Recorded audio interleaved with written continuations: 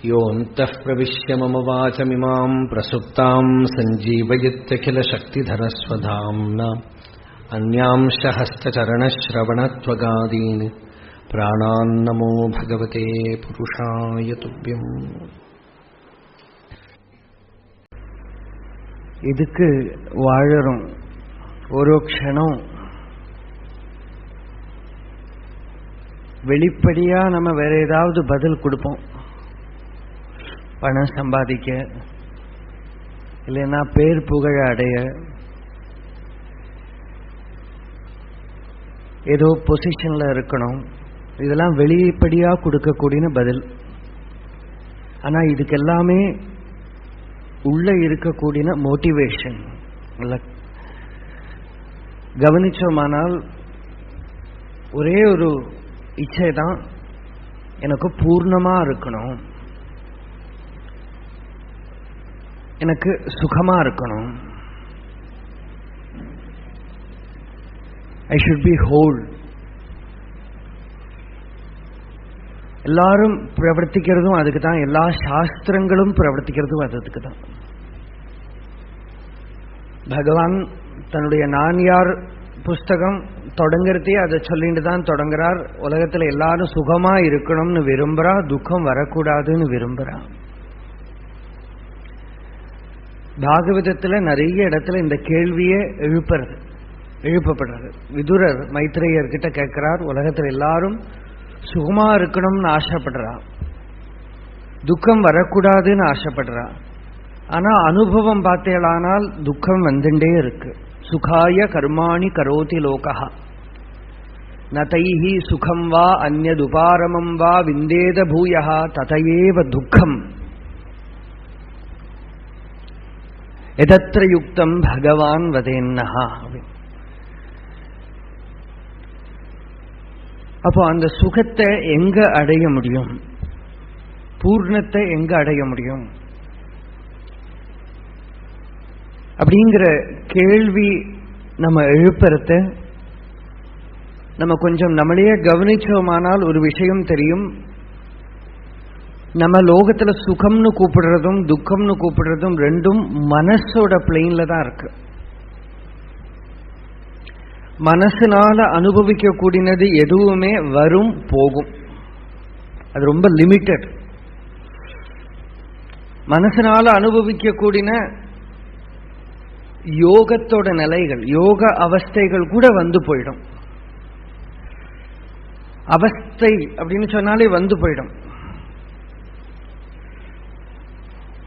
சாட்சா்காரம்ங்கிறது அவஸ்தையா இருக்க முடியாது, பூர்ணத்தைங்கிறது அவஸ்தையா இருக்கும். அவஸ்தையானால் வந்து போயிடும். டாக்டர் என்.ஆர். கிருஷ்ணமூர்த்தி ஐயர் சின்ன பையனா இருக்கிறதே அவர் பகவானை பார்த்திருக்காரு.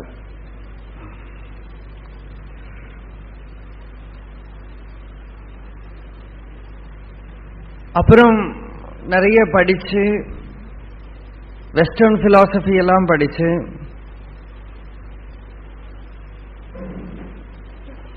கொஞ்சம் பிரெயினை கெடுத்துட்டார். அவரே சொன்ன கதை இது. அது இந்த ஃப்ராக்ரன்ட் ஃப்ளவர்ஸ்ல கூட அவர் போட்டிருக்கார். அப்புறம் திருவண்ணாமலையில எதிர்ச்சியா வந்தப்போ, நிறைய வருஷத்துக்கு அப்புறம், மகர்ஷினாலே அவருக்கு பிடிக்காது. என்ன இந்த ஃப்ரீடம் மூவ்மெண்ட் எல்லாம் நடக்கிறது, எல்லாரும் கஷ்டப்பட்டு இருக்கா, இவர் தன்னந்தனியே உட்கார்ந்து இருக்கார். நிறைய பேருக்கு அந்த அபிப்பிராயம் இருந்தது. இவர் வேற நிறைய வெஸ்டர்ன் பிலாசபி எல்லாம் படிச்சவர்.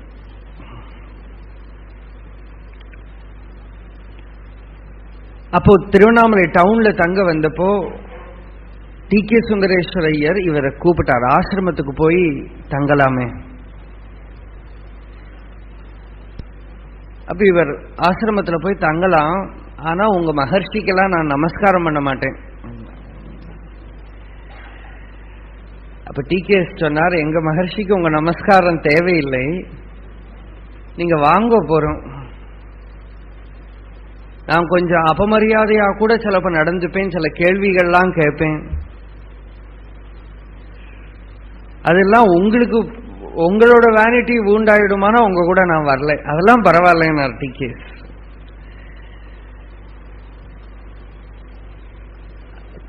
அவரை கூட்டின்னு வரப்போது அவர் 5 வயசுலயே பகவானை முதல்ல பார்த்திருக்கார். அப்புறம் ரொம்ப வருஷத்துக்கு அப்புறம் தான் வர்றார். ஆசிரமத்தில் நுழைஞ்ச உடனே இலுப்ப மரத்துக்கு கீழே பகவான் ஒரு மரச்செயர்ல உட்கார்ந்துருக்காரு. ஃப்ரண்ட்ல நிறைய பேர் பகவான் அங்க பார்த்திருக்கா. அந்த இலுப்ப மரத்துக்கு கீழே பகவான் உட்கார்ந்துருக்கார். இவர் என்ன சொன்னார், டிகேஎஸ் வரத்துக்கு முன்னாடி அவர் நமஸ்காரம் பண்ணிட்டார்.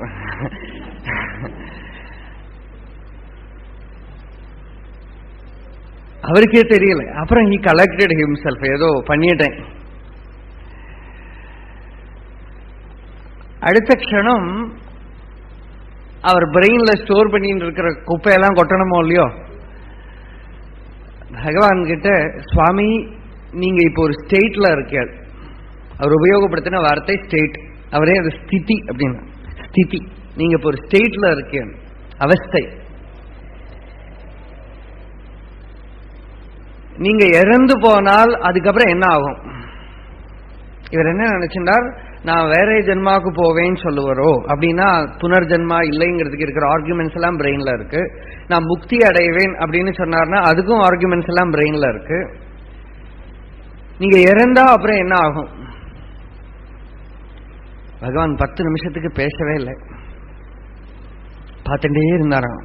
இவர் கிருஷ்ணமூர்த்தி அதுல எழுதுறாரு, நீங்க படிச்செல்லாம் பார்க்கலாம். அது ரொம்ப சேஃபா ஒரு சைலன்ஸ்ல அவர் அபயம் தேடிக்கிறார்னு நான் நினைச்சேன், பதில் சொல்லாம தன்னை காப்பாத்திக்கிறதுக்கு. ஆனா பகவான் கொஞ்ச நேரம் பார்த்தப்புறம், அதுக்கப்புறம் இவர் கிருஷ்ணமூர்த்தியர் சொல்றார், நான் உட்கார்ந்து இருக்கிற சேருக்கு கீழே ஒரு போம்பு வெடிச்சிருந்தா கூட எனக்கு இவ்வளவு அதிர்ச்சி உண்டாயிருக்காது, அது மாதிரி ஒரு பதில் கேள்வி வந்தது. Very simple question, counter question. நீங்க இப்போ ஒரு ஸ்டேட்ல இருக்க, நம்ம பல வார்த்தைகளும் அர்த்தமே நினைக்காம சொல்லுவோம், அது என்ன அர்த்தம்னே நினைக்காம சொல்லுவோம். இவர் என்ன கேட்டார், நீங்க இப்போ ஒரு ஸ்டேட்ல இருக்கீள் அப்படின்னு தானே கேட்டார். பகவான் திரும்ப கேட்டார், you said state, what do you mean by that? State அப்படின்னு சொன்னீங்க, அவஸ்தை அப்படின்னு சொன்னீங்க, அவஸ்தைன்னா என்ன? ஸ்திதி அப்படின்னு சொன்னீங்க, அப்படின்னா என்ன? இவரே உள்ள புகுந்துட்டார். இதுதான் பகவான் வேலை. அந்த கேள்வி கேட்டதே அதுக்குதான். இந்த கேள்வி கேட்ட உடனே வெளிமுகமா பிரெயின் சென்டர்ல இருந்தவர் மெதுவா மனசுல பூந்துட்டார். பூந்துட்டு நான் இப்ப அவஸ்தைங்கிறதுக்கு நான் என்ன பதில் சொல்லுவேன்? உடம்பு அப்படின்னு சொன்னேன். ஆனால் இந்த உடம்பை பத்தி நான் கேட்கல, உடம்பு இங்கேயே எரிஞ்சு போயிடும், அது எல்லாருக்குமே தெரிஞ்ச விஷயம், அதை பத்தி நான் கேட்கல. நான் மனசை பத்தி ஆக்கும் அவஸ்தைன்னு சொன்னேன் அப்படின்னு நான் பதில் சொன்னேன். ஆனால் இவர் மனசு என்னன்னு கேட்பார், அதுக்கு நான் பதில் சொல்லி ஆகணும். இதெல்லாம் இவருக்குள்ளேயே இருக்கிற எண்ணங்கள். மனசு என்னன்னு கேட்பார், அதுக்கு நான் பதில் சொல்லி ஆகணும். அப்ப மனம் என்ன, மனம் அப்படின்னா என்ன? இவரே கேட்டுக்கிறார் உள்ள, மனம் என்ன, மனசுன்னா என்ன, மனசுன்னா என்ன? மானசம் துகிம் மார்கனேக்கிறது தனி உண்டாயிடுத்து, தனக்குள்ளேயே தனக்கே தெரியாம தனக்குள்ள இந்த கேள்வி உண்டாயிடுத்து. மனம்னா என்ன அப்படின்னு உள்ள அப்படியே ஆராய்ஞ்சுட்டே இருக்கிறவர் கொஞ்ச நேரத்துக்கு இன்ட்ரோவர்ஷன், ஒரு கொஞ்சம் நிமிஷங்கள். அடுத்த க்ஷணம் இப்படி பகவான் என்ன பண்றான்னு பார்த்தாராம்.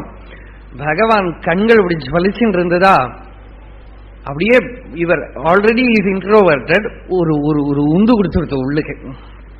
சொன்னார், மனம் என்னங்கிற கேள்வியிலேயே நான் பூந்துண்டு ஹிருதயத்துல பூந்துட்டேன். எனக்குள்ள மனம்ங்கிறதே இல்லை. மனச நாட மனம் இல்லாத நிலையில நான் நான் நான் நான்கிற உணர்வு அகண்டமான ஒரு சைத்தன்ய சமுத்திரம், போத சமுத்திரம். அதுல நான்கிறது வெறும் ஒரு குமிழி, ஒரு பபிள் மாதிரி இப்படி வர்றது உடையிறது போறது. ஆனா நான் அந்த குமிழி நான் அல்ல, அந்த அகண்ட சமுத்திரமே நான். அந்த அகண்ட சமுத்திரத்துல நான்கிற ஒரு செப்பரேட் இண்டிவிஜுவாலிட்டி, ஒரு குமிழி மாதிரி வர்றது உடையிறது, குமிழி மாதிரி வர்றது உடையிறது. ஆனா அந்த குமிழி என்னோட எக்ஸிஸ்டன்ஸ் அல்ல, அது வரக்கூடினது போகக்கூடினது. போக்கு வரவு இல்லாத அந்த சமுத்திரம் இருக்கே, அந்த சமுத்திரம் தான் நான். போக்கும் வரவும் இல்லா பொதுவெளியினில் அருள் போராட்டம் காட்டு என் அருணாச்சலா அப்படின்னு சொன்னார் இல்லையா. வரவு போக்கு இல்லாத கான்ஸ்டன்ட் அன்இன்டரப்டட் அவேர்னஸ். அன்இன்டரப்டட், அதுக்கு தான் சம்ஸ்கிருதத்துல அகண்டம் அப்படின்னு சொல்லுவோம். கண்டம் இல்லாதது, இன்டரப்ஷன் இல்லாதது, அனுசியூதம் இருக்கக்கூடிய நிச்சலானுபவம். அது நம்ம ஸ்வஸ்வரூபம். அதுல மனம்ங்கிறது கிளம்புற போது ஸ்டேட்ஸ் உண்டாகிறது, அவஸ்தைகள் உண்டாகிறது. ஆனா அந்த அவஸ்தைகள் எதுவுமே சாஸ்வதமா நிற்காது. இந்த கதை இப்ப சொன்னதே இதுக்குதான். நம்ம ஏதோ ஒரு அவஸ்தையை தேடுறோமானால் எவ்வளவோ அவஸ்தைகள் நமக்கு வந்திருக்கு இல்லையா? அந்த அவஸ்தைகள்லாம் போயிடுது. எந்த அவஸ்தையும் நம்மளால நிறுத்த முடியாது. துக்கத்தையும் நிறுத்த முடியாது, சுகத்தையும் நிறுத்த முடியாது. நமக்கே எவ்வளவோ அனுபவம் உண்டாயாச்சு. துக்கிச்சுட்டே இருப்போம், ஆனா அந்த துக்கம் போயிடும். நம்ம நிறுத்தினா கூட நிற்காது, கொஞ்சம் கெஞ்சா போயிடும். எவ்வளவு நமக்கு பிரியமா இருக்கிறவா இறந்த டைமா இருந்தா கூட, நம்ம எவ்வளவுதான் டீப் சாரோவில் இருந்தோமானாலும் கூட அந்த சாரோவை கூட நம்மளால பிடிச்சு நிறுத்த முடியாது. ஏன்னா it is only a state. அது மனசு இப்படி ஒழுக்கின்ற வரத்த வந்த ஸ்திதி. அது நம்ம நிறுத்தணும்னு நினைச்சாலும் நிற்காது, போயிடும். அப்புறம் அதுல பிரவர்த்திப்பானே. அதே போல சுகம், சுகமும் நம்ம ரொம்ப சுகமா இருப்போம், போயிடும். ஏன்னா அது அவஸ்தை, மனசோட நிலை. இத உண்மைன்னு நினைச்சிட்டு தான் சாதகர்கள் கூட கஷ்டப்படுவா. சாதனை பண்றத ஒரு நாளைக்கு ரொம்ப சந்தோஷமா இருக்கும், ஏதோ ஒரு மெடிடேஷன்ல ஒரு ஆனந்தம் வரும். சிலப்போ கொஞ்ச நாளைக்கு நீண்டு நிற்கும், அதுக்கப்புறம் போயிடும், அழுவா. எங்களுக்கு வந்துடுத்தே போயிடுத்தே, வந்துடுத்தே போயிடுத்தேன்னு அழுவோம். அந்த வந்து போகிறது உண்மை அல்ல. இது பகவானோட ஒரு மகா வாக்கியம், நிறைய பேர்கிட்ட சொன்னது. ஒரு பக்தர் சொன்னார், பகவானே எனக்கு சிவனோட தரிசனம் கிடைச்சது அப்படின்னா. பகவான் சொன்னார், எப்போதும் சிவ தரிசனம் கிடைக்குமா? இல்லை, சிவன் எனக்கு தரிசனம் கிடைச்சு மறைஞ்சு போயிட்டார். அந்த வந்து போகக்கூடிய சிவன் உண்மையான சிவன் அல்ல. அந்த சிவன் வரத்துக்கு முன்னாடி என்ன இருந்தது? நான் இருந்தேன். சிவன் வந்தப்ப யாரு சிவனை பார்த்தா? நான் பார்த்தேன். அந்த சிவன் போனப்ப யாரு மிஞ்சரா? நான் இருக்கேன். அப்ப உண்மையான சிவன் ஆறு? இந்த சிவனை பார்த்த சாட்சி அவபோதம் இருக்கே, அதுதான் உண்மையான சிவன். எது போக்கு வரவு இல்லாததோ, எது எப்போதும் இருக்கிறதோ, அது இப்போதே இங்கேயே இருக்கணும், இந்த க்ஷணத்துல இருக்கணும். அதான் வேதாந்தத்தோட ஒரு அழகு. நீங்க நிறைய எஃபர்ட் போடுங்கோ, சாதனை பண்ணுங்கோ, அப்புறம் உங்களுக்கு சாட்சாத்காரம் உண்டாகும் யாராவது சொல்றாளானால் அவன் பூர்ண குரு அல்ல. he may be a preparatory குரு, பூர்ண குரு அல்ல. பாகவதத்துல ரிஷபர் சொல்றார், எவ்வளவோ ஜென்மாவா இந்த ஜீவன் அதையும் இதையும் பண்ணி கஷ்டப்பட்டுட்டு வந்திருக்கு, யாரும் சும்மா இருன்னு சொல்றானோ அவன் தான் இவனை கரையத்த போறவன். நயோஜயேத்து கர்மசு கர்ம மூடான்னு. அப்போ மெதுவா ரொம்ப ஜாகிரதையா இருக்கணும். என்ன விஷயம் ரொம்ப நுணுப்பான சூக்ஷ்மமான விஷயம். நம்ம மெதுவா இந்த 5 நாள் பார்த்தோமானால் நமக்கு ஓரோ சத்சங்கமும் நமக்கு அனுபவமா இருக்கும். நமக்கு அந்த நிலையில நிற்கிறதுக்கு சகாயமா இருக்கணும். இப்ப விஷயம், நம்ம விஷயம் வந்து போகக்கூடிய எதுவுமே உண்மை அல்ல. எது வராததோ, எது போகாததோ, எது நித்திய நிரந்தரமா இருக்கிறதோ, எது இப்போதே நமக்கு அனுபவத்தில் இருக்கிறதோ அதுதான் உண்மை. இது இப்ப நமக்கு ஒரு ஸ்டேட்மெண்டா இருக்கு. அந்த ஸ்டேட்மெண்ட் நமக்கு ஸ்டேட்டா மாறணும், நம்ம நிலையா மாறணும். அது வரக்கூடியது போகக்கூடியது எல்லாமே அவஸ்தைகள். ரொம்ப ஜாகிரதையா கேட்கணும். நான் பிலாசபி பேசல, பிலாசபி நமக்கு பிரயோஜனப்படாது. இது பிலாசபி அல்ல, இது அமிர்தானுபவம். நேற்றுக்கு அமிர்தம் அப்படின்னு ஏதோ அர்த்தம் சொன்னாலே, அமிர்தம்னா மரணம் இல்லாதது. மகாராஷ்டிரத்துல பெரிய ஒரு சந்த் இருந்தார், ஞானேஸ்வரர். அவரோட ஒரு கிருதியே அமிர்தானுபவ் அப்படின்னு கிருதி. Experiencing immortality in your self here and now. இப்போதே இங்கேயே இந்த க்ஷணத்திலேயே. என்ன அப்படி இல்லையானால் நீ கொஞ்சம் சாதனை பண்ணி அடைய வேண்டியதுதான் அமிர்தானுபவமானால் யாரு கண்டா? அடுத்த க்ஷணம் நான் இருப்பேனோ இருக்க மாட்டேனோ யாரு கண்டா? சத்தியத்தை அனுபவப்படுத்துறதுக்கு சாதனையோட சகாயம் தேவைப்படுறதானால் நான் அடுத்த க்ஷணம் இருப்பேனோன்னு யாரு கண்டா? சாதனையினாலதான் சத்தியத்தை அடைய முடியுமானால் பரீட்சத்துக்கு முடியாது. ஏன்னா அவருக்கு 7 நாள் தான் இருக்கு. அவர்கிட்ட போய் ஹடயோக சாதனை பண்ண சொன்னா அவர் எங்க பண்ணுவார்? அப்ப சத்தியத்துக்கு முக்கியம் என்ன? மெச்சூரிட்டி. பக்குவமா இருக்கிற ஜீவனா இருந்தால், கற்பூரம் சூடமா இருந்தா ஒரு க்ஷணத்துல பிடிச்சுடும். விறகா இருந்தா மெதுவா பிடிச்சுக்கும், எரியும். வாழைப்பண்டியா இருந்தா பிடிச்சுக்கவே பிடிக்காது. நல்ல பக்குவமா இருந்தா ஒரு க்ஷணம் கை நொடுக்கிற வேகத்துல சத்தியம் கிடைச்சிடும் நமக்கு. சத்தியம் தான் இருக்கிற வஸ்து சத்தியம் தான்.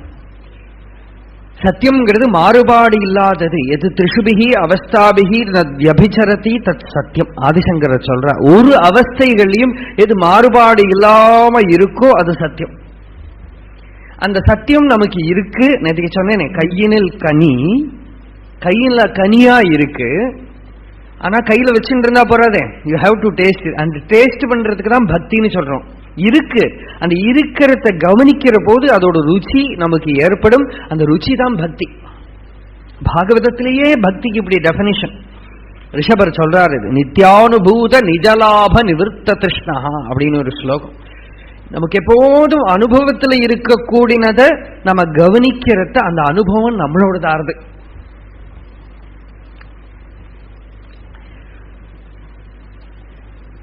இருக்கட்டும், விஷயம் அப்படியே இருக்கட்டும். அப்போ அவஸ்தைகள் எதுவும் உண்மை அல்ல, அவஸ்தைகள்லாம் மாறுறது. முதல்ல மாறுபாடு உள்ளதையெல்லாம் பார்க்கிறோம் நாம.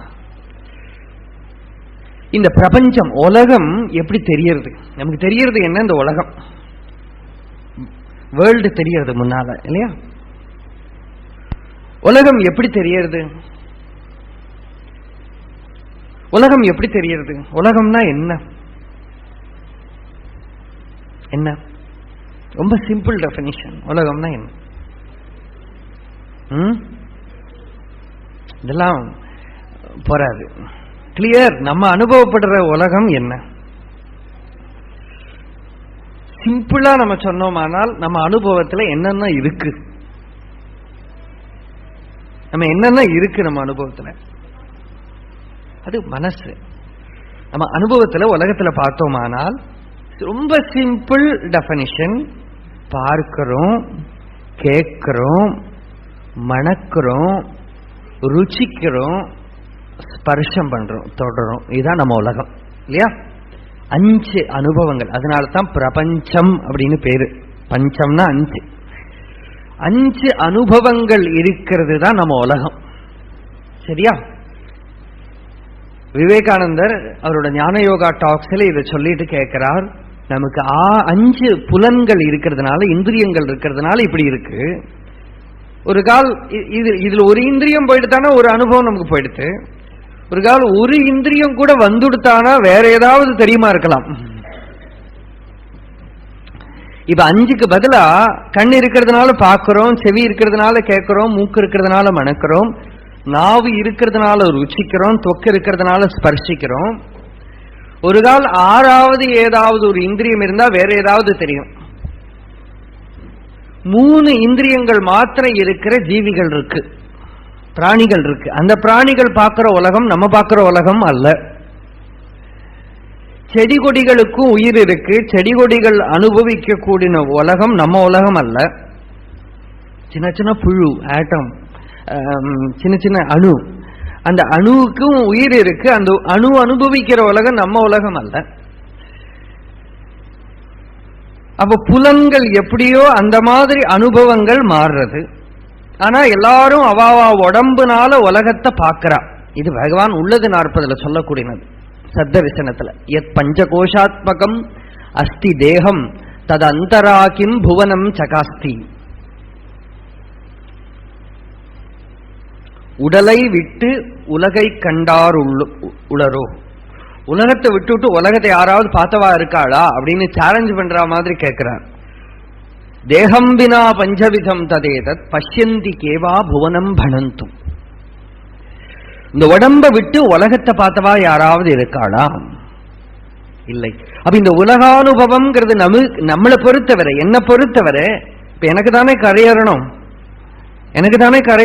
என்ன பொறுத்தவரை என்னோட உலகானுபவம் எங்க இருக்கு? ஃபர்தர் ரொம்ப பிலாசபிக்கெல்லாம் போகாதுங்க. மற்றவா பார்க்கறாளே அப்படி இப்படி எல்லாம் கேட்கக்கூடாது. உங்களோட science theory, big bang theory எதையும் கொண்டு வராதுங்க. ஜஸ்ட் நம்ம எக்ஸ்பீரியன்ஸ், என்னோட எக்ஸ்பீரியன்ஸ்ல என்னோட உலகம்ங்கிறது என்னோட உடம்புல இருக்கு இல்லையா? இந்த புலன்கள் இல்லாட்டா என்னால உலகத்தை பார்க்க முடியாது. புலன்களோட அனுபவம் தான் உலக அனுபவமா இருக்கு எனக்கு. அப்போ உலக அனுபவம்ங்கிறது it is centred in my physical body இல்லையா? அப்போ உலகத்தை உடம்புல கொண்டு வந்தோம். இப்போ நாரோயிங் டவுன் த டாபிக், விஷயத்தை மெதுவா மெதுவா சுருக்கி சுருக்கி நம்ம உடம்புக்கு கொண்டு வந்தோம். இந்த உடம்புல தான் எனக்கு உலகம் தெரியறது.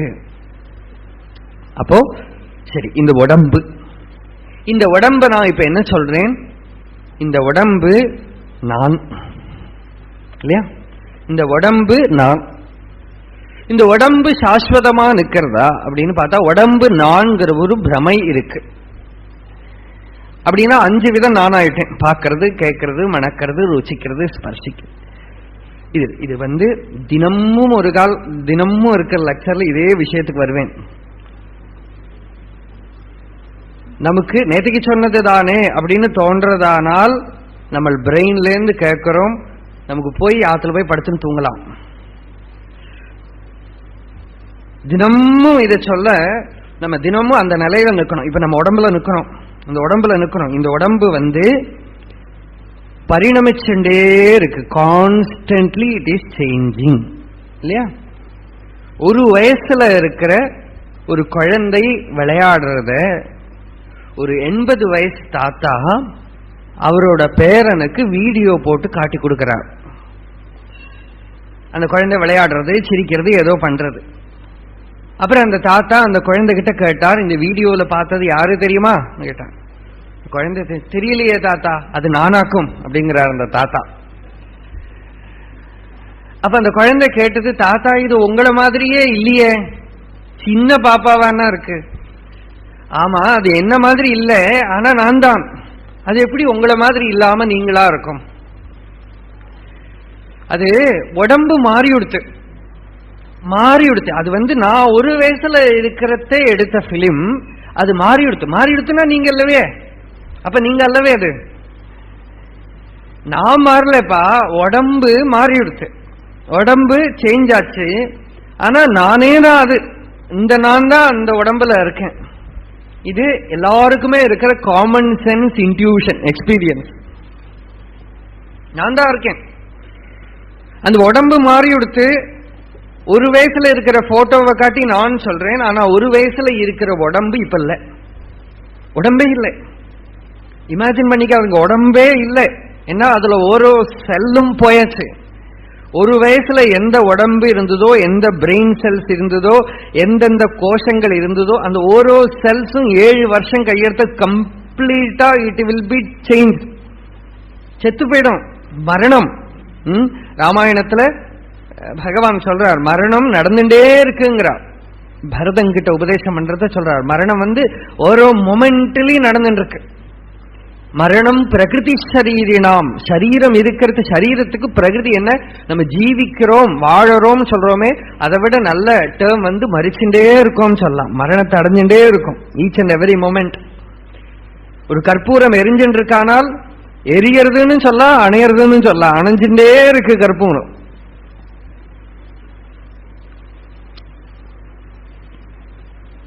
நம்ம எது நான் நினைச்சுட்டு இருக்கேனோ, இந்த உடம்பு ஓரோ 7 வருஷம் கையெடுத்தையும் கம்ப்ளீட்டா போயாச்சு. இப்படி உடம்பு மாறிண்டே இருக்கு.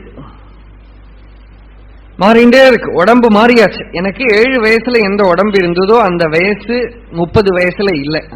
அந்த உடம்பு 30 வயசுல எந்த உடம்பு இருக்கோ அந்த உடம்பு 60 வயசுல இல்லை. உடம்பு கம்ப்ளீட்டா மாறிடுது. பால்யம், கௌமாரம், யௌவனம், வார்த்தக்யம்,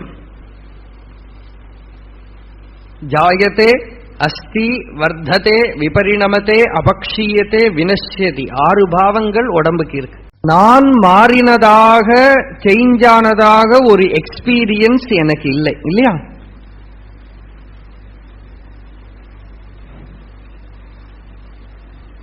ரொம்ப சிம்பிள். இமேஜினேஷனை வச்சுன்னு மூவ் பண்ண வேண்டாம், நம்ம அனுபவத்தை வச்சு. இது நம்ம அனுபவம், நமக்கு இருக்கிற அனுபவம், எக்ஸ்பீரியன்ஸ். உடம்பு பரிணமிச்சதுனால நான் மாறினதாக ஒரு அனுபவம் எனக்கு இல்லை. உடம்பு பரிணமிச்சது. இந்த உடம்பு நான் அல்ல. மனமும் அதுக்கு பின்னால இருக்கிற மனசு கண்டினியூஸா it is changing, constantly it is changing, மாறிண்டே இருக்கு, பரிணமிச்சுட்டே இருக்கு. மனம் நான் அல்ல. இன்னொரு யுக்தி கூட சொல்றேன். தட்சிணாமூர்த்தி ஸ்தோத்திரத்தில் இந்த 2 யுக்தியும் ஆதிசங்கரர் சொல்றார். பால்யாதிஷ்வபி ஜாகிரதாதிஷு ததா சர்வாசு அவஸ்தாஸ்வபி வியாவிருத்தாசு அனுவர்த்தமானம் அகம் அகம் இதி அந்தஸ்புரந்தம் சதா ஸ்வாத்மானம் பிரகடீகரோதி பஜதாம் யோ பத்ரயா முத்ரயா தஸ்மை ஸ்ரீ குருமூர்த்தயே நம இதம் ஸ்ரீ தட்சிணாமூர்த்தயே. தட்சிணாமூர்த்தி ஸ்தோத்திரம்னு பேரு. ஆனா சின்முத்திரையோடையோ ஜபமாலையோடையோ உட்கார்ந்து இருக்கிற தட்சிணாமூர்த்தியை பேசவே இல்லைங்க. தட்சிணா அப்படின்னா அகம் ஸ்பூர்த்தின்னு பொருள்.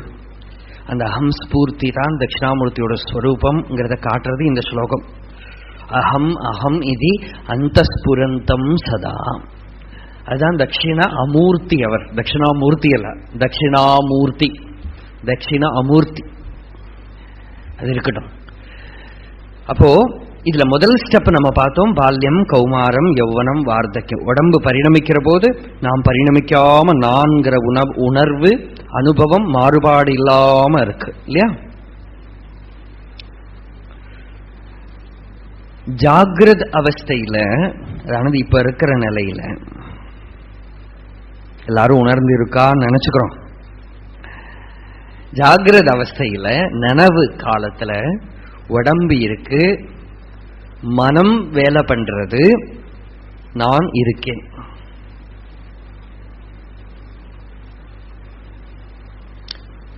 கனவுல உடம்பு இல்லை, மனம் மட்டும் வேலை பண்றது, நான் இருக்கேன். சுகமா தூங்கக்கூடிய சுஷுப்தி நிலையில உடம்பும் இல்லை, மனமும் இல்லை, ஆனால் நான் இருக்கேன், இல்லையா? இருக்கேனா இல்லையா? இறந்து போகலையே, இருக்கேன். சுகமா இருந்ததுங்கிறோம். அப்பவே நமக்கு தெரியும், உடம்பும் மனமும் இருக்கிற போதும் நான் இருக்கேன், உடம்பும் மனமும் இல்லாத போதும் நான் இருக்கேன். இந்த நான்கிற உணர்வு உடம்பு அல்ல, மனமும் அல்ல. அது சுதந்திரமா இருக்கக்கூடிய ஒரு அனுபவம்.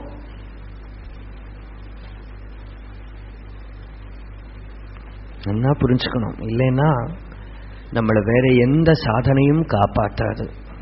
என்ன சொல்றேன்னா, நம்ம எதனால சாதனை பண்ணுவோம்? உடம்புனால சாதனை பண்ணுவோம், மனசுனால சாதனை பண்ணுவோம்.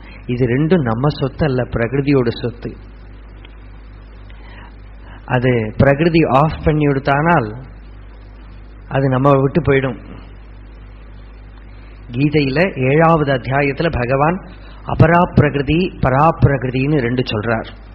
அதுல இந்த உடம்பு, அதானது பிசிக்கல் சயின்ஸோட டிபார்ட்மெண்ட், மனம் சைக்காட்ரியோட டிபார்ட்மெண்ட், இது ரெண்டும் நம்மளை கம்ப்ளீட்டா ஃப்ரீ ஆக்காது. பிசிக்கல் சயின்ஸ்னாலேயோ சைக்காட்ரினாலேயோ நமக்கு பூர்ணதையை கொடுக்கவே முடியாது, ஒரு காலத்திலையும் முடியாது. இப்ப நிறைய பேர் சைக்காட்ரியை வச்சுன்னு விளையாடின்னு இருக்கா. அதனால நம்ம பூர்ணதை கொடுக்க, ஏன்னா மனசை நம்பவே முடியாது, அது பலதையும் காட்டும், அது விட்டு போயிடும். மனசுனால நான் ஏதோ தியானம் பண்ணிட்டு இருக்கேன் அப்படின்னால் ஏதோ அனஸ்தீசியா கொடுத்தா மனம் போயிடும், அது பாட்டுக்கு போயிடும். மனசுனால பண்ற சாதனை எல்லாமே, மனசை அபேட்சிச்சு இருக்கிற சாதனை பூர்ணமாகாது. அது ஒரு ஸ்டேஜ் வரதான். ஆனால் நம்ம பகவான் காட்டி கொடுத்த மார்க்கம் இருக்கே, உடம்பனால பண்றதும் அல்ல, மனசுனால பண்றதும் அல்ல, உணர்வுனால பண்றது. அதனாலே நான் சொல்றேன், சத்சங்கத்துல நீங்க புரிஞ்சுக்கணுங்கிற நிர்பந்தமே வச்சுக்காதுங்க. புரியவே வேண்டாம், புரியாம இருந்தா நல்லது. மனசுல ஆக வேண்டாம், ஹிருதயத்தில் ஆகட்டும். நம்ம நிச்சலமா சத்சங்கத்தோட எஃபெக்ட் எப்படின்னா, இப்ப மழை பெய்யுறது, மழை பெஞ்சது இல்லையா, நமக்கு பிரகிருதியை ப்ரிப்பேர் பண்ணி தந்தது, பிரெயின் எல்லாம் கூல் டவுன் பண்ண. மழை நல்ல கிணறு, உங்க ஊர்ல இருக்கிறவாளுக்கு தெரியும். நல்ல கிணறு எப்படின்னா, எவ்வளவு மழை பெஞ்சாலும் ஆடி மாசம் எல்லாம் மழை கொட்டினாலும் நிறையாது. அதுக்கப்புறம் மெதுவா கொஞ்சம் செப்டம்பர் அக்டோபருக்கு அப்புறம் இந்த பேஞ்ச மழை இருக்கே உள்ள போய் உறவு ஊற்றா வரும் வெளியில. ஆனா சில கிணறு உண்டு பாத்திரம் மாதிரி, மழை பெஞ்சா ஃபுல்லா ஆயிடும், 2 நாள் பெயலைன்னா கீழே போயிடும். நிறைய பேர் சத்சங்கத்துல அப்படி உண்டு. அவ மனசுனால பிடிச்சுப்பா, பிரெயின்னால பிடிச்சுப்பா, எல்லாத்தையும் மெமரியில வச்சுப்பா, எழுதி எடுத்துப்பா, பிரயோஜனப்படாது. அது பாத்திரத்துல நிறைக்கிற மாதிரி. ஆனா நம்ம கேட்டு இருக்கிறத சைலண்டா வி லிசன். அது எங்கேயோ போறது, நம்ம பிரெயின் சென்டர்லயும் போகல, மைண்ட்லயும் போகல, எங்கேயோ உள்ள பூந்துக்கிறது. மகாத்மாக்கள்கிட்ட எல்லாம் கேட்டவாள்லாம் அப்படிதான் கேட்டிருக்கா. அவள்லாம் நம்மள மாதிரி எழுதி எடுத்துன்னு படிக்கல. இன்க்ளூடிங் அர்ஜுனன். கீதை கேட்ட அர்ஜுனன் பகவத்கீதையெல்லாம் சொன்னப்புறம் ஏதோ யுத்தம் பண்ணினான். அப்புறம் ஒரு நாளைக்கு மகாபாரதத்துல ஒரு ஈவினிங் வாக் போறத பகவான் கிட்ட, பகவானே நீங்க அன்னைக்கு கீதை சொன்னீங்களே ஒருக்கா கூட சொல்றீங்களா அப்படின்னு. கிருஷ்ணனே சிரிச்சார். ஏன்னா அன்னைக்கு யுத்த பூமியில அதை தவிர வேற கதி இல்லைன்னு கதறின்னு இருந்தவன் இப்ப சும்மா ஈவினிங் டீ எல்லாம் குடிச்சப்பறம் நடக்க போறவாங்க கேள்வி கேட்கற மாதிரி சும்மா ஒரு கீதை சொல்றேடா அப்படின்னு ஒரு என்டர்டெயின்மெண்ட். பகவான் சொன்னார், அன்னைக்கு இருந்த அர்ஜுனன் இன்னைக்கு இல்லை, அதனால அன்னைக்கு வந்த கிருஷ்ணனும் இன்னைக்கு வரமாட்டான். அப்ப அர்ஜுனன் சொல்றான், எனக்கு ஞாபகமே இல்லையே பகவானை, நீங்க சொன்னதெல்லாம் மறந்து போயிட்டேன். பகவான் சொன்னார், நான் சொன்னது உண்மை, அது எஃபெக்டிவ் ஆகிறதுக்கு உன்னோட ஞாபகமோ உன்னோட ஃபெய்த்தோ உன்னோட பிலீஃபோ அதோட உதவி தேவையில்லை. அது உள்ள பூந்துண்டு எப்ப வேலை பண்ணணுமோ அப்ப வேலை பண்ணும். சஹி தர்ம சுபர்யாப்தோ பிரம்மண பதவேதனே. அனுபூதியிலேந்து வரக்கூடிய வார்த்தை அது உள்ளத்துல போய் பூந்துண்டு அது என்ன பண்ணும், ஒரு கால் நமக்கு இப்ப பிராரப்த கர்மா மிஞ்சி இருக்கிறதானால் இப்ப வேலை பண்ணாது. ஆனா அது எப்ப வேலை பண்ணணுமோ அது இருக்கிற கர்ம வாசனையை உள்ளேந்து முழுங்கும், உள்ளேந்து முழுங்கும். சஹி தர்ம சுபர்யாப்தோ பிரம்மண பதவேதனே. பகவான் சொன்னார், அந்த தர்மம் நான் உபதேசம் பண்ணினேனே அதுவே உன்னை பூர்ணானுபவத்துல கொண்டு விட்டு தான் திரும்பும். அது அர்ஜுனனுக்கு எப்ப உபயோகப்பட்டது அப்படின்னா, நேற்றுக்கு பிரம்மாஸ்திரம் சொன்னாரே, சனனார் கண்ட பிரம்மாஸ்திரம் போல் அப்படின்னார் இல்லையா சுவாமி. அந்த மாதிரி வேற எதையாவது நம்ம ஆசிரியிச்சுட்டு இருக்கோமானால் இந்த பிரம்மானுபவம் வெளிக்கிளம்பாது. சகல ஆசிரியங்களும் நமக்கு எப்ப விடுறதோ அப்ப நம்ம இந்த கேட்ட வித்தை உள்ளேந்து வெளிக்கிளம்பும். மலையாளத்துல ஒருத்தர் பிரம்மச்சாரிங்கிற வார்த்தைக்கு அர்த்தம் சொன்னார். ஒரு சித்தர். பிரம்மச்சாரினா நமக்கு என்ன அர்த்தம் தெரியும், பிரம்மத்துல மனசரிக்கிறவர். தமிழ்காரா நிறைய பேர் கல்யாணம் பண்ணிக்காதவெல்லாம் பிரம்மச்சாரின்னு வர நினைச்சுட்டு இருக்கா. பிரம்மத்துல மனசரிக்கிறவன் பிரம்மச்சாரி. ஆனா இந்த சித்தர் மலையாளத்தில் அர்த்தம் சொன்னார் பிரம்மச்சாரிக்கு. என்ன அர்த்தம்னா, சாரது அப்படின்னா சாஞ்சு உட்காந்துக்கிறது, சப்போர்ட் பண்ணி உட்காந்துக்கிறது, சப்போர்ட் பண்ணி உட்காந்துக்கிறது. அவர் என்ன அர்த்தம் சொன்னார்னா, பிரம்மத்துல சாரி உட்கார்ந்துக்கிறவன், சாரி இருக்கின்றவன் பிரம்மச்சாரி. ரொம்ப அழகான அர்த்தம். ஏன் அப்படி சொன்னார்னா, வேற எதுல சாடுறதுன்னா சாஞ்சு உட்கார்ந்துக்கிறது. எதுல சாஞ்சு உட்கார்ந்துட்டாலும், சப்போர்ட் பிடிச்சுட்டு உட்கார்ந்துட்டாலும் அது விழுந்து விடுறது, நம்மளையும் வீழ்த்தி போட்டு விடுறது. லாஸ்ட்ல அறிவுள்ளவன் என்ன பார்க்கறான், எது விழாதோ அதுல சாஞ்சு உட்கார்ந்துக்கணும், எது சாஸ்வதமானதோ அதுல சாஞ்சின்றால் அதுவும் விழாது, நம்மளையும் வீழ்த்திப்படாது. அப்ப சாஸ்வதமா ஒண்ணு கண்டாராம் அவர் சாஞ்சுக்கிறதுக்கு பிரம்மமே. எப்போதும் நிற்கக்கூடிய வஸ்து அவன் தான் பிரம்மச்சாரி. அந்த அது எப்ப வரும், மீதி எல்லாம் விழுங்கிறது தெரிஞ்சால்தான் அதுல சாஞ்சு பண்ணவன் இல்லையா. அர்ஜுனன் கிருஷ்ணனையே ஆசிரியிருந்தார். இந்த கதை எல்லா மகாத்மாக்கள் கதையிலையும் வரும். பகவானோட அடியார்களுக்கு எல்லாருக்கும் வந்தது. என்னதான் பகவான் நான் உடம்பு அல்லன்னு சொன்னாலும் பகவான் உடம்ப கழட்டி போட்டப்போ எல்லாரும் திருவண்ணாமலை விட்டு போயிட்டா. கனகமாவே சொன்னா என்கிட்ட, நாங்கெல்லாம் என்னதான் பகவான் உடம்பு அல்ல அப்படின்னு சொன்னாலும் எங்களால அங்க இருக்க முடியல. ஏன்னா பகவானோட அந்த உடம்பு, அந்த திருமேனி பார்த்துட்டு இருந்து, அந்த உட்கார்ந்து இருக்கிறது, உபதேசிக்கிறது எல்லாம் பார்த்துட்டு இருந்து, அப்புறம் பகவான் இல்லைங்கிறது ஒத்துக்க முடியல. அப்புறம் திரும்ப போய் வேற எங்கேயோ தீர்த்த கஷேத்திரங்கள்லாம் போனப்புறம் தான் அவளுக்கு புரிஞ்சுது நம்மளால திருவண்ணாமலையை விட்டு இருக்க முடியாது. அப்புறம் கொஞ்ச நாளுக்கு அப்புறம் திரும்பி வந்தப்போ அப்புறம் புரிஞ்சுண்டா எதுவுமே லாஸ் ஆகல. இன்ஃபேக்ட் கொஞ்சம் கூட பவர்ஃபுல்லா தே ஸ்டார்டட் எக்ஸ்பீரியன்சிங் பகவான். ஆஸ்பான் இடத்துல சொல்றார், உடம்புல இருக்கிற மட்டும் பகவானோட உடம்பு கொஞ்சம் குறுக்கே நின்று இருந்தது. பகவான் என்ன பண்றார், என்ன பேசுறார் அப்படி பார்த்துட்டு இருந்ததுனால உபதேசத்துக்கு போகல. பகவான் உடம்பு போனப்போ உபதேசம் இன்னமும் பிரபலமாச்சு, டீச்சிங் இன்னும் பிரபலமாச்சு, எக்ஸ்பீரியன்ஸ் இன்னும் பிரபலமாச்சு. அர்ஜுனனுக்கு இதே மாதிரி பாகவதத்துல பிரதமஸ்கந்தத்திலேயே வருது, கீதம் பகவதா ஞானம் எத்தத் சங்கிராமமூர்தனி கால கர்ம தமோருத்தம் புனரத்யகமத் பிரபு அப்படின்னு பகவான் உபதேசம் பண்ணின கீதை இருக்கே, எப்ப பிரயோஜனப்பட்டதுன்னா கிருஷ்ணன் என்னை விட்டு போயிட்டான்னு அழறான் அர்ஜுனன். பகவான் உடம்பு விட்டு போன உடனே அழறான். ரொம்ப நேரம் அழுதப்போ அர்ஜுனனுக்கு மெதுவா அந்த துக்கம் எல்லாம் உள்ளேந்து விலகி விடுத்து. எந்த துக்கமும் நம்மளால வச்சுட்டு இருக்க முடியாது. யாரு போன துக்கமா இருந்தாலும் சரி, குரு போன துக்கமா இருந்தாலும் சரி, அம்மா போன துக்கமா இருந்தாலும் சரி, பத்னி போன துக்கமா இருந்தாலும் சரி, பதி போன துக்கமா இருந்தாலும் சரி, யாராலையும் எந்த சாரோவையும் you will not be able to hold it. அது போயிடும். ஏன்னா அது பிரகிருதி கொடுக்கவும் எடுத்துட்டு போயிடும். பிரகிருதியோட அந்த ஃப்ளோ தானே இது. அந்த துக்கம் கொஞ்ச நேரம் அழுதப்புறம் அது விலகின உடனே கிருஷ்ணன் உணர்வுதான். கிருஷ்ணன் வரக்கூடியவனோ போகக்கூடியவனோ அல்ல. பிடிச்சுக்கிறதுக்கு வெளியில கிருஷ்ணன் இருந்தப்போ ஆத்மாவா இருக்கிற கிருஷ்ணனை ஆசிரியிக்கல. வெளியில இருக்கிற கிருஷ்ணன் போனப்போ உணர்வா இருக்கிற கிருஷ்ணனை ஆசிரியிக்க வேண்டி வந்தது. நமக்கும் அப்படிதான். வெளியில எதையாவது நம்பின்னு இருக்கோமானால் ஆத்மாவில மனசு நிலைக்காது. உடம்ப நம்பின்னு இருக்கோமானால் ஆத்மாவில மனசு நிலைக்காது. சில பேர்லாம் சொல்லுவா, நான் யாரையும் எதிர்பார்க்கல, நான் என் உழைப்பை எதிர்பார்க்கிறேன் அப்படின்னு சொல்லுவா. என் உழைப்பையே நம்பின்னு இருக்கேன். என் உழைப்பை எனக்கு நம்ப முடியுமா? கையை அசைக்க முடியாம உட்காந்துட்டு இருக்கா சில பேர், காலை அசைக்க முடியாது, கோமா ஸ்டேட்ல படுத்துட்டு இருக்கா. இது எப்படி நம்புறது இந்த உடப்ப? அப்ப பிசிக்கல் சயின்ஸ், மெடிக்கல் சயின்ஸ் எத்தனை ப்ரோக்ரஸ் ஆனாலும் இந்த உடம்பு நம்மளை கமிழ்த்திவிடும். ஃபர்ஸ்ட் ஸ்டேஜ் நம்ம உடம்பு ஸ்டேஜ்லயே நிக்கிறோம். இன்னைக்கு உடம்புலயே நிக்கிறோம். ஏன்னா உடம்புலேருந்து தான் கிளம்பணும், நம்ம வண்டி ஸ்டார்ட் ஆகணும். உடம்ப முதல்ல புரிஞ்சுக்கிறோம். இந்த உடம்பு யாரும் புரிஞ்சுக்க முடியாததுங்கிறத புரிஞ்சுக்கணும். உடம்ப எல்லாமே அனிர்வச்சனீயம் தான். மாயைனாலே அனிர்வச்சனீயம். டாக்டர்ஸ் எல்லாம் சொல்றாளே தவிர அவளுக்கும் இன்னும் ஒரு லிமிட்டுக்கு மேல தெரியாது. அது ஒரு பிரம்மாண்டம். எக்ஸாக்ட் சயின்ஸ் அல்ல எதுவும்.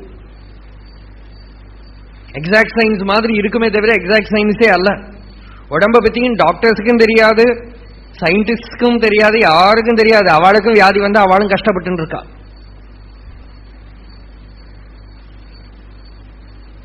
அப்ப இந்த உடம்பு இதை நம்ப முடியாது, சாஸ்வதமா இருத்த முடியாது.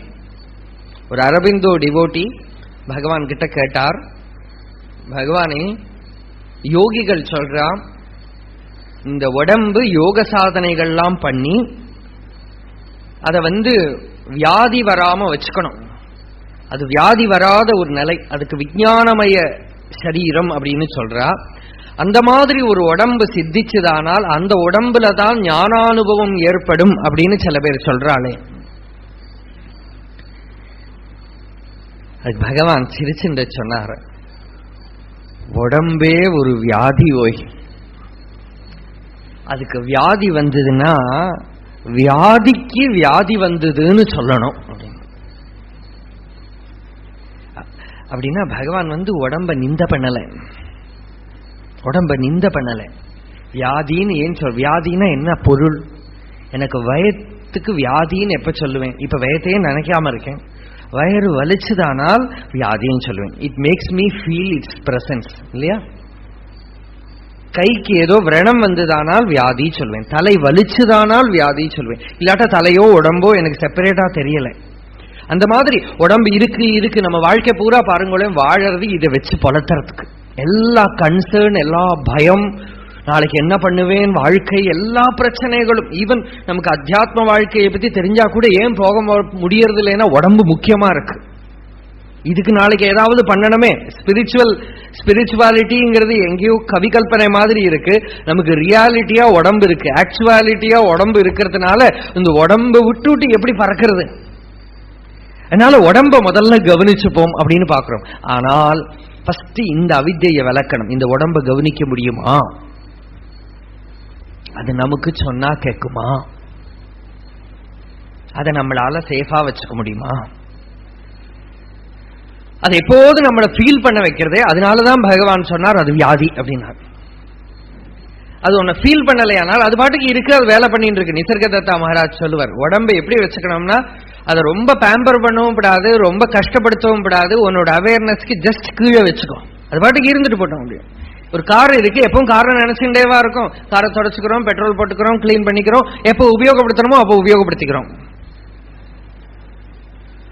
உடம்பு பேர்ல நம்ம கவனம் விழுந்துடுத்தானால் அது வியாதி. அதனால்தான் பகவான் அதுக்கு வியாதி அப்படின்னு சொன்னார். அது மேல கவனம் விழற போது வியாதி.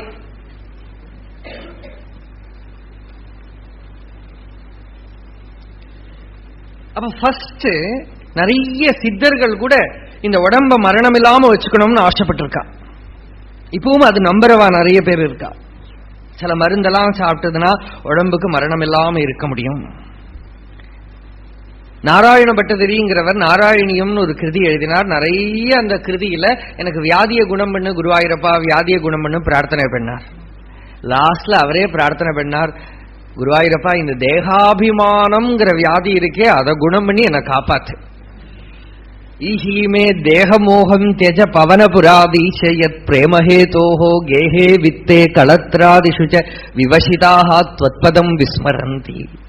இந்த தேக மோகம் இருக்கே அதுதான் வியாதி. ஏன்னா தேகத்துக்கு ஒரு வியாதி போனா இன்னொரு வியாதி வரும்.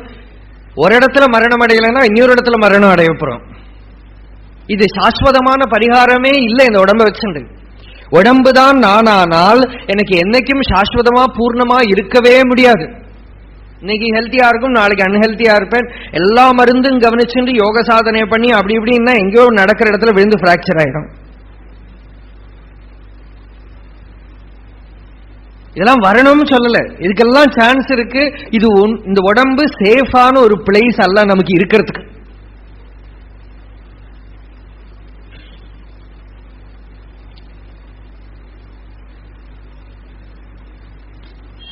புரியுறதா? அந்த ஸ்டேட்ல இருந்து பாருங்க. முதல்ல நம்ம சேஃப் நினைச்சுட்டு இருக்கோமே, எதை சேஃபா பண்ண நினைக்கிறோமோ அந்த இடம் நமக்கு சேஃப் அல்ல. இப்ப கடல் ஓரத்துல கிட்டக்க இருக்கும், இருக்கிற இடத்துல கடல் வந்துடும், சேஃப் அல்ல, சுனாமி வரப்போறது அப்படின்னு யாராவது சொன்னா என்ன பண்ணுவோம்? வீட்டுல என்னென்ன இருந்தாலும் எத்தனை பொருள் இருந்தாலும் அதை விட்டு விட்டு சேஃபா இருக்கிற இடத்துக்கு ஓடுவோம் இல்லையா? அதே மாதிரி நமக்கு முன்னால் நிறைய சுனாமி இருக்கு. ஒரு சுனாமி அல்ல, மரணம்ங்கிற சுனாமி இருக்கு, வியாதிங்கிற சுனாமி இருக்கு, நம்மள வேண்டியவா நம்மளை விட்டு போக போறாங்கிற சுனாமி இருக்கு. இதான் காலம். காலம் நம்ம முன்னால இருக்கு. நம்ம பயப்படுத்தலை உங்களையெல்லாம். ஏதோ சத்சங்கத்துக்கு வந்து காத்தால சமாதானமா இருக்கலாம்னு நினைச்சா பயப்படுத்துறாரு. இது பயம் அல்ல, we are seeing the truth, fact. அப்படிதான் நம்ம பழிச்சுக்கிறதுக்கு இருக்கிற வழியைத்தான் சொல்றேன். இதெல்லாம் இல்லைங்கிறதுனால போறது இல்லையே. உடம்பு இதனால எல்லாம் பாதிக்கப்படக்கூடிய ஒண்ணு. இதை சாஸ்வதமா மரணம் இல்லாம வச்சுக்க முடியாது. இவர் கேள்வி கேட்டாரே ஒருத்தர், அந்த கேள்விக்கு பகவான் அப்போ இப்படி பதில் சொன்ன அப்புறம் அடுத்த நாளைக்கு இதுல கனெக்டட் அல்லாம ஒரு கதை சொன்னார் பகவான். கனெக்டட் அல்லாம ஒரு கதை நடந்த ஒரு இன்சிடென்ட் பகவான் சொல்றார். கும்பகோணத்துல ஒரு யோகி வந்து மரணம் இல்லாம இருக்கிறதுக்கு ஒரு மருந்து கண்டுபிடிச்சாராம். அந்த மருந்து எல்லாம் அட்வர்டைஸ் பண்ணினா நிறைய பேருக்கு தெரிய வந்தது. நிறைய பேர் அந்த மருந்து சாப்பிடுறதுக்கு முதல்லயே புக் பண்ணி வச்சிருந்தா வச்சுங்களேன், எல்லாம் தெரிவிச்சு. வீட்டில் இருக்கிற வயசான வாழ்க்கையெல்லாம் சொல்லி இருக்கவே மாட்டான், எல்லாருக்கும் அவாதான் வாழணும். நிறைய பேர் தெரிவிச்சுன்னா ஆனி பெசன்ட் கூட லெட்டர் போட்டாலும் இந்த மருந்து கண்டுபிடிச்சிருக்கோம், உங்களுக்கு கொடுக்க போறோம், உலகத்துல நல்ல விஷயங்கள்லாம் பண்றவாள் இந்த மருந்தை சாப்பிடணும் அப்படின்னு. அப்புறம் எங்கேயோ ஒரு கோவில்ல வச்சு அந்த மருந்து இனாகிரேட் பண்ண போறா. நிறைய பேர் அந்த சித்தரை பார்க்கறதுக்கு பெரிய கூட்டம் கூடி இருந்துதான். சாயந்தரம் 5 மணி அந்த சித்தர் வரவே இல்லை, எல்லாரும் காத்துட்டு இருக்கா. அப்புறம் தேடி பார்த்தா அன்னைக்கு மத்தியானம் இவர் ஹார்ட் அட்டாக்ல போயிட்டார். மரணம் அடையாம இருக்க மருந்து கண்டுபிடிச்சவர் அந்த மருந்து இனாகிரேஷனுக்கு முன்னால மரணம் ஆயிடுச்சு. அப்படின்னா என்ன? இந்த உடம்புக்கே இன்னும் ஒரு பேரு மரணம். It is another name for death. உடம்பு அப்படின்னா மரணம்னு அர்த்தம். மரணத்தை அமிர்தமா பண்ண முடியாது, அமிர்தத்தை மறிக்க வைக்கவும் முடியாது. உடம்புக்கு மரணம் இல்லாம ஆக்க முடியாது, ஆனா உணர்வுக்கு மரணம் கிடையாது. அது அந்த விஷயத்துக்கு நாம பின்ன வரோம், மெதுவா வரோம். முதல்ல உடம்ப நாம பார்த்தோம் இல்லையா? உடம்ப நாம பார்த்தோம். இந்த உடம்பு நமக்கு சேஃபான ஒரு இடம் அல்ல. ஆனா எல்லாருக்கும் ஒரு அவித்தை இருக்கு. மகாபாரதத்துல யக்ஷ பிரஷ்னம்னு ஒரு பாகம். அங்க யக்ஷர் யுதிஷ்டரன் கிட்ட கேட்கிறார், சில கேள்வி கேட்டு பதில் சொல்றார் யுதிஷ்டரர். அங்க ஒரு கேள்வி என்னன்னா, உலகத்திலேயே ஆச்சரியமான விஷயம் என்ன? அதுக்கு தர்மபுத்திரர் கொடுக்கிற பதில் நீங்கெல்லாம் கேள்விப்பட்டிருப்பீர்கள். தினமும் நாம பார்க்கிறோம், நிறைய பேர் மரணம் அடையறா. ஆனா யாருக்குமே அவாவாளுக்கு மரணம் உண்டுங்கிற தோணலே வரதில்லை, எண்ணமே வரதில்லை. அஹன்யஹனி பூதானி கச்சந்தீஹ யமாலயம் சேஷாக ஸ்தாவரம் இச்சந்தி கிம் ஆச்சரியம் அதப்பரம். இதை விட ஆச்சரியம் என்ன இருக்கு அப்படின்னு கேட்கிறார். இது கேட்ட உடனே உங்களுக்கு என்ன தோணித்து? நேச்சுரல் என்ன அர்த்தம் தோணித்து இதுக்கு?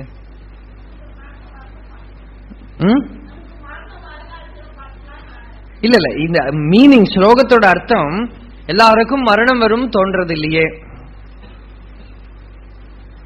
அப்படின்னு ஒரு வைராக்கியார்த்தம் நமக்கு பாசிக்கும். அஜ்ஞானத்தினால மனுஷனுக்கு அவனுக்கு மரணம் வரும் தோன்றது இல்லைன்னு நினைச்சுப்போம். ஆனா பகவான் என்ன சொன்னார்னா, இதுக்கு பொருள் இந்த ஸ்லோகத்துக்கு அஜ்ஞானத்தினால அந்த தோணல் வரல, போய் ஞானத்தினாலதான் வந்திருக்கு. உலகத்துல ஒரு மனுஷனையும் நீங்க எத்தனை லெக்சர் பண்ணினாலும் you will not be able to convince him that he will die. 90 வயசானாலும் 99 வயசானாலும் அவங்கிட்ட நீ மரணம் அடைவாய்னு பயப்படுத்தினாலும் 10 நிமிஷம் பயந்து பண்ணா இருக்கலாம், அப்புறம் போயிடும் அந்த பயம்.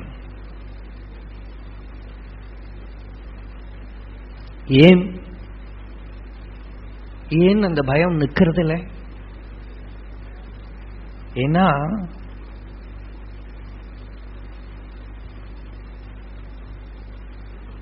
மரணம் இல்லாயமைங்கிறது நம்மளுடைய அனுபவம். நம்மளை யாராலையும் கன்வின்ஸ் பண்ண முடியாது நமக்கு மரணம் இருக்குங்கிறது. ஆனா உடம்ப பார்க்கிற போது இதுக்கு மரணம் இருக்கத்தானே இருக்கணுங்கிற ஒரு தோற்றம், ஒரு எண்ணம் வரதே தவிர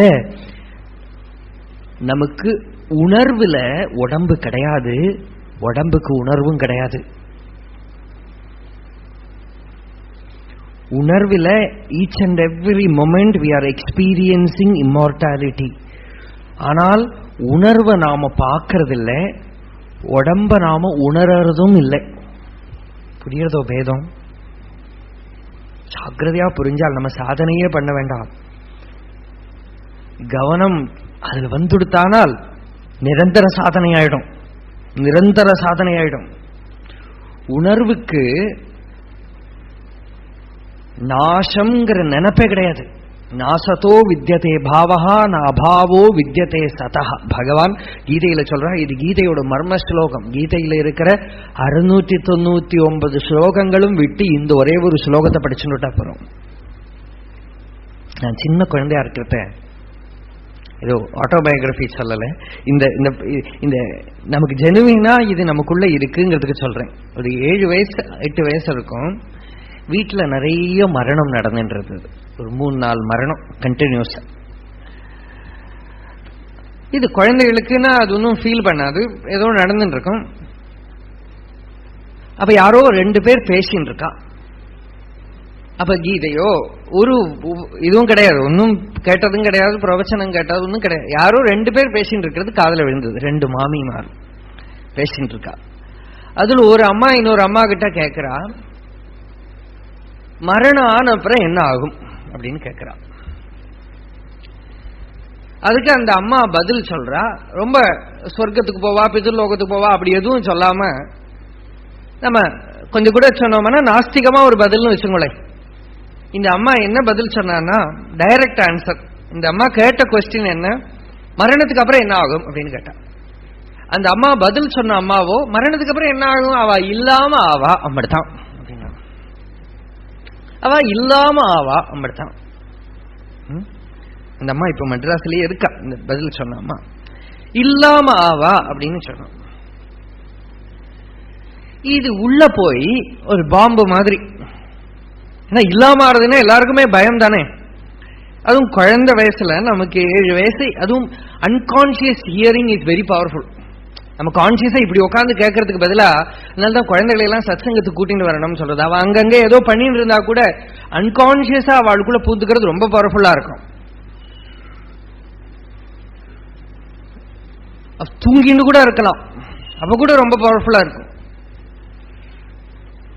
பாலக்காட்டுல 2 குழந்தைகள் எப்பவும் வந்து கேட்கும், தூங்கிட்டே கேட்கும், தூங்கும், கொஞ்சம் கேட்கும், தூங்கும். ஒரு நாளைக்கு அவ அம்மா அந்த குழந்தைய திட்டினோடனே அந்த பையன் சொல்றான், உனக்கு கோபம் வர்றது இல்லையா, இந்த கோபம் வர நீ யாருன்னு விசாரம் பண்ணி பாருங்கிறான். சின்ன பையன்.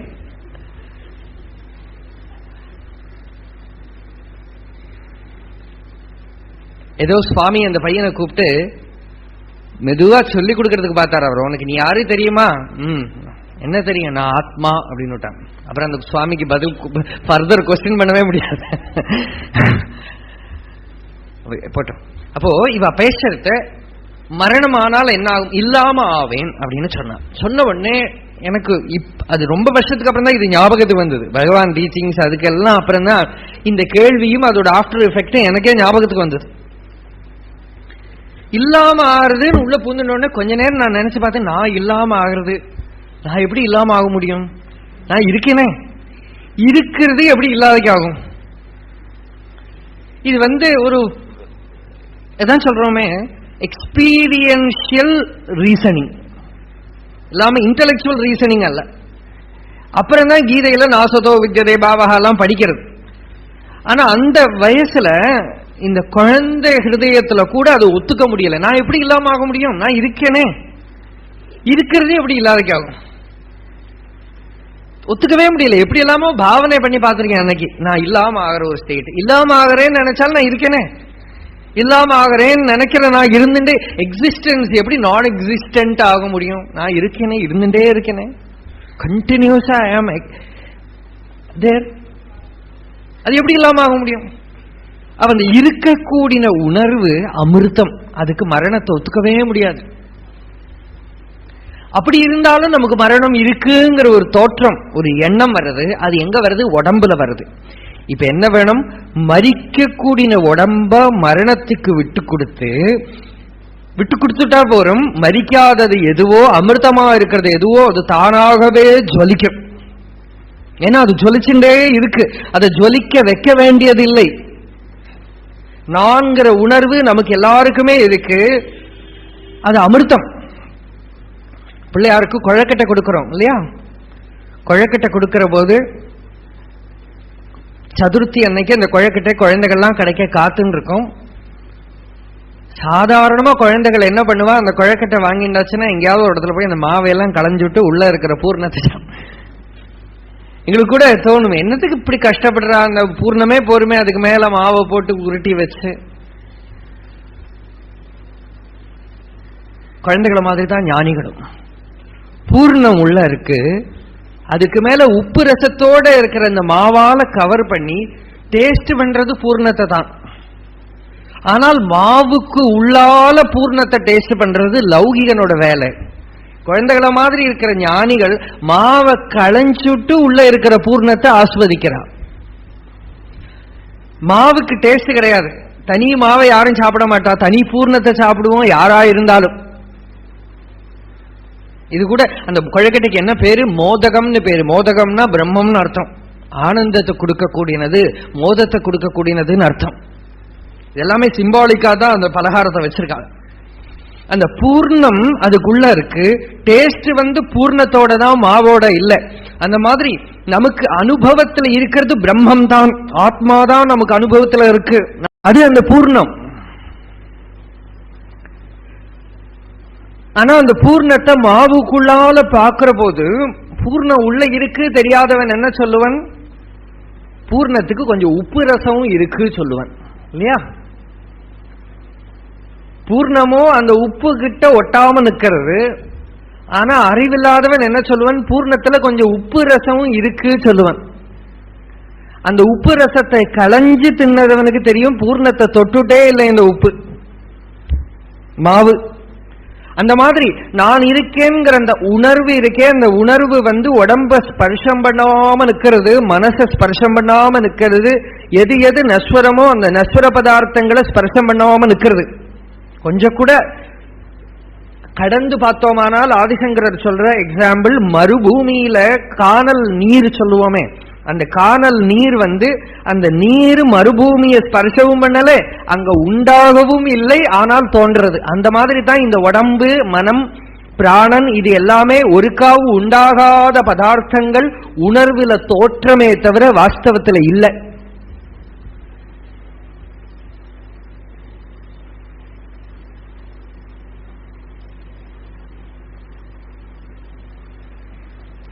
வாஸ்தவத்தில் இருக்கக்கூடியது அந்த சிதாகாசமே, அந்த உணர்வே. அந்த உணர்வை நமக்கு உணர்த்துறது தான் குருவோட வேலை. அதனாலதான் குருவோட வேலை ரொம்ப லலிதம், ஆனால் ரொம்ப கஷ்டம். ஆத்ம சாட்சா்காரம் பகவான் ஒரு இடத்துல சொல்றார், ஆத்ம சாட்சா்காரம் ரொம்ப லலிதம், ஆனால் ரொம்ப கஷ்டம். ஏன் ரொம்ப லலிதம்னா, மீதி எல்லாத்துக்கும் பிரயத்னம் தேவை, இதுக்கு பிரயத்னமே தேவையில்லை. கர்மாதி கட்டவிழ ஜன்மாதி நஷ்டமெழ என்மார்க்கமத்தனிலும் இன்மார்க்கம் மிக்கெளிது சொல் மானத தனுவின் கர்மாதி சிறிது இன்றி சும்மா அமர்ந்திருக்க அம்மா அகத்தில் ஆத்ம ஜோதியே இராது பீதியே நிதானுபூதியே இன்ப அம்போதியே ஐயே அதிசுலபம் ஆத்ம வித்தை ஐயே அதிசுலபம். பகவான் பாட்டு தானே. அப்புறம் பகவான் டெவோட்டிஸா இருக்கிற நாமளே அது நமக்கு கஷ்டம்னு சொல்லலாமா? சொல்லலாமா? கஷ்டம் சொல்லப்படாது. கஷ்டமா தோணினா கூட ஆதிசங்கரர் ஒரு இடத்துல சொன்னார், சிவோகம்ங்கிற அனுபவம் எனக்கு உண்டாகலைன்னா கூட தேசிகோக்தியா சிவோகம் அப்படின்னார். என்னுடைய குரு சொன்னார், நான் அந்த வஸ்து, அதனால நான் ஒத்துக்கிறேன். எனக்கு அனுபவத்துக்கு வந்ததோ வரலையோ அது என்னோட வீக்னஸ், என்னோட தௌர்பல்யம், அது எப்படியோ இருக்கட்டும். ஆனா நான் தீர்மானம் பண்ணப்படாது. குருவோட வார்த்தைக்கு மேல அது கஷ்டம், அது அவருக்கு ஈஸி, நமக்கு கஷ்டம், அப்படியெல்லாம் சொல்றதான் பகவான் என்ன சொல்றார், அவருக்கு ஈஸி நமக்கு கஷ்டம்னு செல்ஃப் ஜட்ஜ்மெண்ட் பண்ணப்பட்ட கூடின இந்த நான் ஆறுன்னு பாரு. அப்பதான் நான் யார் விசாரம். இல்லாட்டா பகவான் டீச்சிங் நான் யார் விசாரமே அல்ல, தத்துவமசி நீ அதுதான். பகவானே அது எப்படி அப்படின்னு, அது எப்படி நீ யாரு கேட்கிறா பாரு. நீ அதுதான் நான் சொல்றத, ஒரு ஆதிசங்கரர் சொல்றத, ஒரு ரமணர் சொல்றத, நீ பூர்ண வஸ்துன்னு சொல்றத, அவருக்கு தெரியாது எனக்கு தான் என்னை பத்தி தெரியும்னு ஒருத்தன் கிளம்புறானே. ஒரு செல்ஃப் ஜட்ஜ்மெண்ட் பண்ற ஒரு அகங்கிருதி கிளம்புறதே, கிளம்புற போது கவனி அது எங்கேருந்து கிளம்புறது. இவன் தான் உனக்கும் குருவுக்கும் நடுவில் நிற்கிற ஆசாமி. அந்த ஆசாமிய விளக்கினா சாமி ஸ்வயமேவ பிரகாசிக்கும்.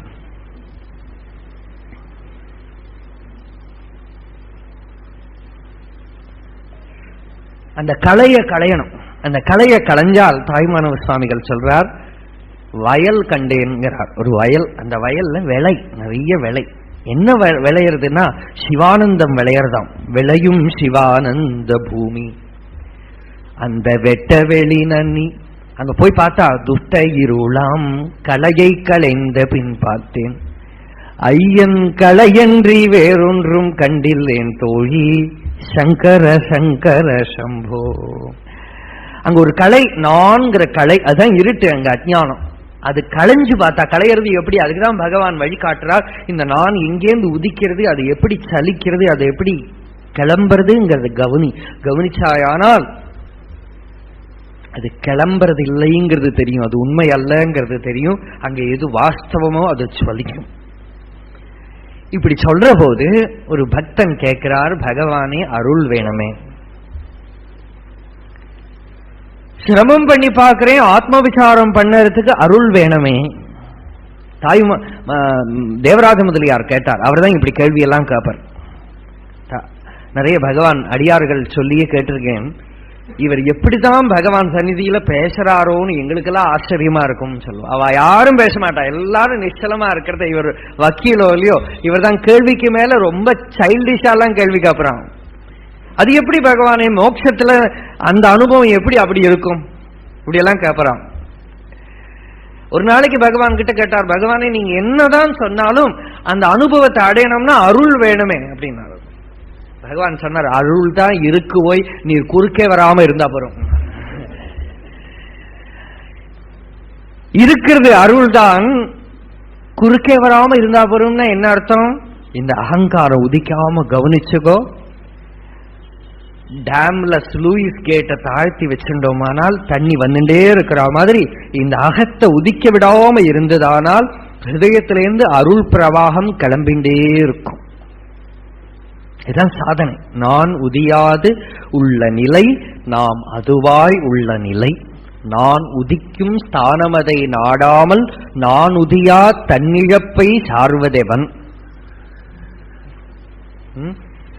வள்ளலார், கண்ணுடைய வள்ளலார் கேட்டார், தன்னிழப்பை என்ன கற்று சாதிப்பன் அப்படின்னு கேட்டார். அதுக்கு பகவான் பதில் சொல்ற மாதிரி சொல்றார், நான் உதிக்கும் ஸ்தானமதை நாடாமல் நான் உதியா தன்னிழப்பை சார்வதேவன் அப்படின்னு. நான் எங்கேருந்து உதிக்கிறேன் அப்படின்னு கவனிச்சு பார்த்தால் அது உதிக்கும் இடத்துல ஒடுங்கும். அந்த ஒடுங்குற போது அந்த ஸ்தானத்திலேருந்து அருள் வெள்ளம், ஆதிசங்கரர் வார்த்தையில சொன்னோமானால் ஸ்வாத்ம தீர்த்தம் ஒழுகும். அந்த ஸ்வாத்ம தீர்த்தம் அந்த சோர்ஸ்லேருந்து அந்த மூலத்திலேருந்து ஒழுகி நம்ம அனுபவ மண்டலத்தை பூரா நினைச்சுடுத்தானால், அமிர்த பிரவாகம் நம்ம இருக்கக்கூடிய நாடிகளை எல்லாம் நினைச்சுடுத்தானால், சுதாதாரா சிராமம் அதனால ஒழுகி எடுத்தானால் நமக்கு பூர்ணதை வந்துடும். எப்ப எப்ப இந்த அகங்காரம் உதிக்கும் இடத்துல ஒடுங்கிறதோ அப்பப்ப அருள் அனுபவம் உண்டாகும். அந்த அருள் அனுபவம் உண்டானால்தான் அருணாச்சலம்ங்கிறது என்னங்கிறது நமக்கு புரியும். இல்லாட்டா புரியாது. நேற்று சொன்னேனே, முதல்ல பகவான் டீச்சிங்ஸ், அப்புறம் பகவான் as a person. ரெண்டு விதம் குருக்களை லோகத்துல பார்க்கலாம். இப்ப நிறுத்தி விடுறேன், 5 நிமிஷம் ஆச்சு. டீச்சிங் தான் முக்கியம். டீச்சிங், அப்புறம் பகவான் சொல்றாரேன்னு அருணாச்சலத்துல ஒரு நம்பிக்கை வருது. அப்புறம் தான் அருணாச்சலத்தோட வைபவம் கூட நமக்கு தெரியும். ஏன்னா பகவான் இருந்த நிலையில நம்ம கொஞ்சமாவது ஒட்டினோமானாதான் அருணாச்சலம் தெரியும். இல்லாட்டா அருணாச்சலம் ஏதோ அண்ணாமலை பிரதட்சணம் பண்ணுவோம், மலைங்கிறது சிவன், அப்படி புராணம் எல்லாம் உத்தரிக்கலாமே தவிர பகவான் பார்த்த கண்ணால நம்மளால பார்க்க முடியாது. பகவான் பார்த்த கண்ணால நாம பார்த்தோமானால் அது மலை தெரியலங்க, பின்ன என்ன தெரியும்? அருள் நிறைவான அமுத கடல் அப்படின்னு சொல்றார். இன்னைக்கு இன்ட்ரோடக்ஷன் தான் பஞ்சரத்னத்துக்கு. கருணா பூர்ண சுதாப்தி. இது கவி கல்பனை அல்ல. பார்த்தனன் புதுமை உயிர்வலி காந்த பர்வதம் ஒரு தரமிதனை. பகவான் சொல்றா, உலகத்துல நான் ஒரு வண்டர் ஆச்சரியம் பார்த்தேன், உயிர் ஹிருதயத்தை இழுக்கக்கூடிய ஒரு மலையை நான் பார்த்தேன். அது என்ன பண்றது? ஜீவனோட சேஷ்டை எல்லாம் ஒடுக்கி தன்னை போல அந்த ஜீவனை தன்கிட்ட கொண்டு வந்து அச்சலமா பண்ணிடும் அப்படிங்கிறார். இதுதான் அருள். அருள் பண்ற வேலை. அந்த அருளோட சமுத்திரம் அருணாச்சலம் அப்படின்னு சொல்லி அருணாச்சல பஞ்சரத்னம் ஆரம்பிக்கிறது. நாளைக்கு அந்த ஸ்லோகத்திலேருந்து ஆரம்பிப்போம். அருணாச்சல சிவ அருணாச்சல சிவ அருணாச்சல சிவ அருணாச்சலா அருணாச்சல சிவ அருணாச்சல சிவ அருணாச்சல சிவ அருணாச்சலா.